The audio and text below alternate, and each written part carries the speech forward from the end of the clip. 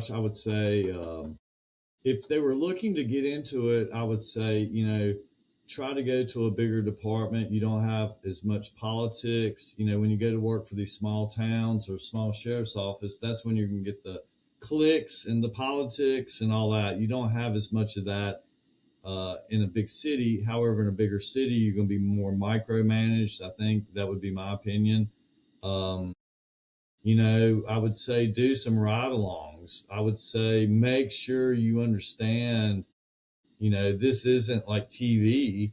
It can be extremely exciting. It can be very rewarding, but there's a lot of paperwork and boredom and, personalities. I think a lot of people don't get into the personality of the cop culture of you'll go to work and there'll be some guys that hang with each other, some don't like each other, some don't like you.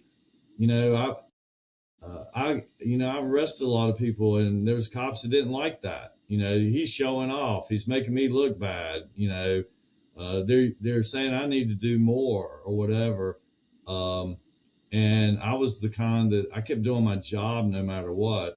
So there's so much that you need to think about. And then the public perception of police now, you're going to need to be able to live with that. If you're actually working, I always say, as long as you're trying to do the right thing, you'll never get in trouble.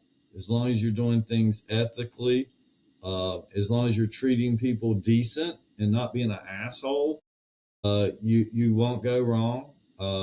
You need to watch yourself and be able to control things, but you don't need to be a robot asshole to do that. You can accomplish things, and then two, I think you need to be able to communicate well and work on your communication skills to where you can talk with anybody in society, whether they're the poorest of the poor or the richest of the rich.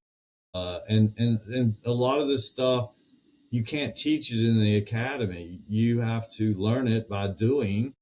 And even with my background, and being well ahead of the game, in my opinion, it was 3 4 years, I think, until I was really good at and comfortable.